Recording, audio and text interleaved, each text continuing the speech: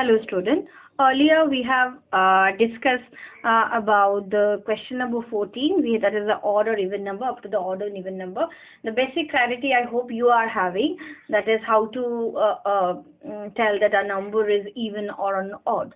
Okay. The last topic for this session, it is a theoretical question. That a theoretical part is not any kind of an algorithm or not any kind of a thing. The thing is that we are having questions about that what is divide and conquer strategy, and explain it with an actually particular example.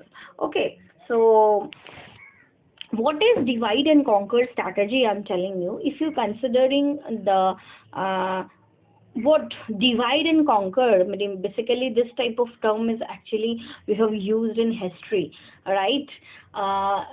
If you want to win any country or any state, anything, then what will happen?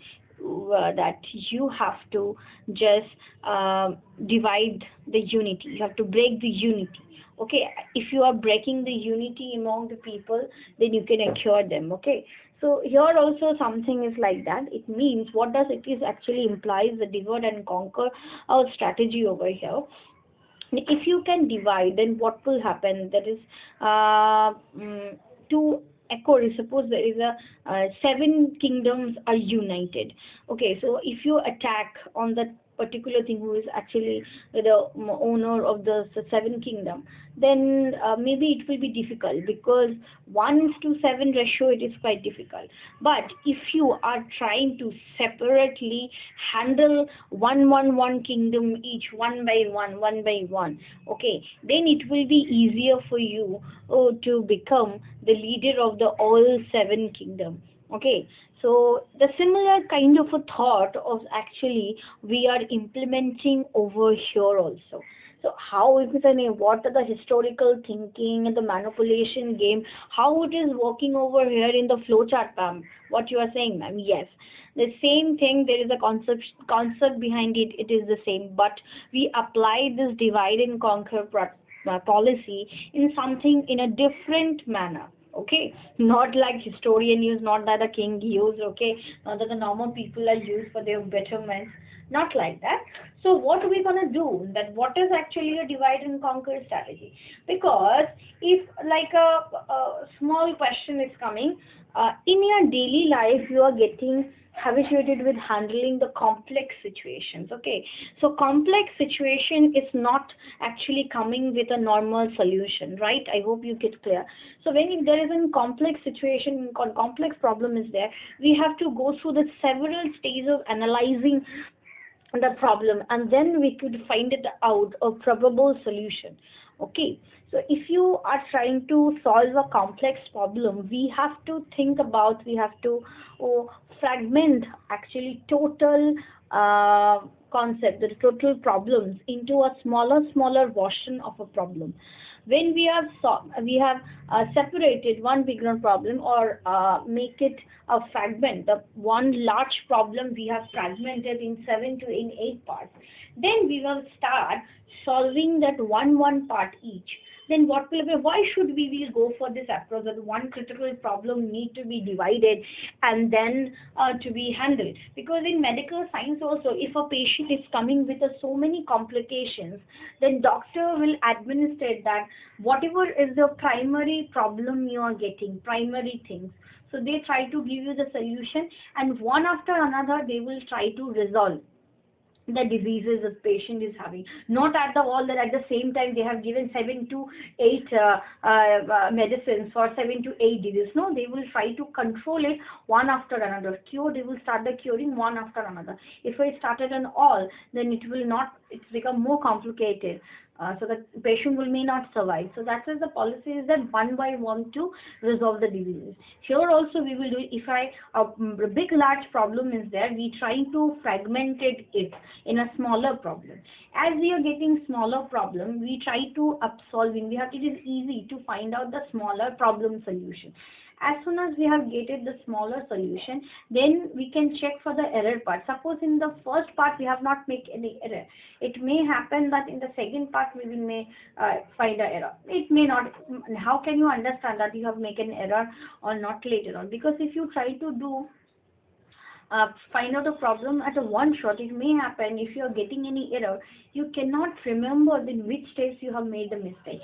So from the beginning you start to making and the again doing the job to find it out the error. So error debugging procedure is more difficult if you trying to solve a critical problem as a whole. Okay, so it's better when we are actually solving by part. So we can always, there is a chance of rechecking of the calculations every time.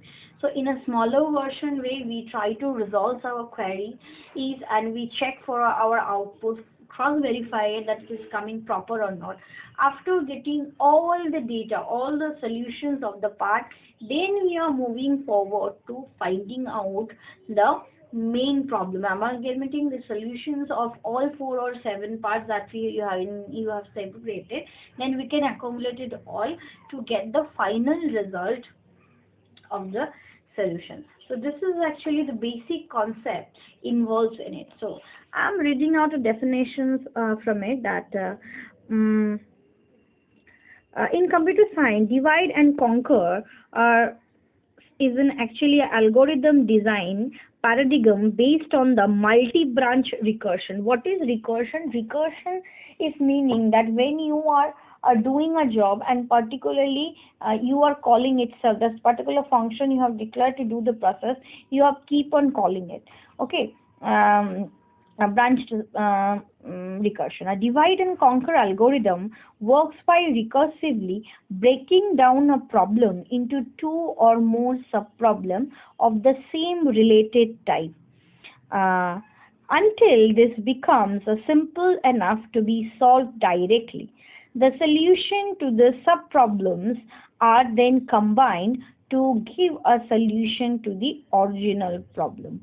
Okay, so I hope it is clear that by the definition itself it is saying when we are doing, the loop concept, recursion, if a function, if you declare it to resolve a function, that function we are keep on calling to find out the sub problem solution.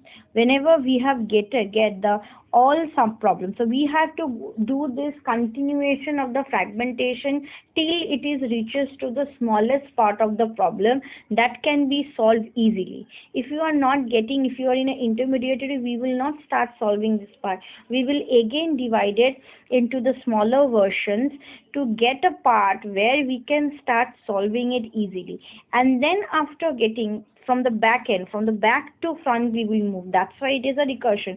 In loop, that is we are continuously repeating, but it's not from back side.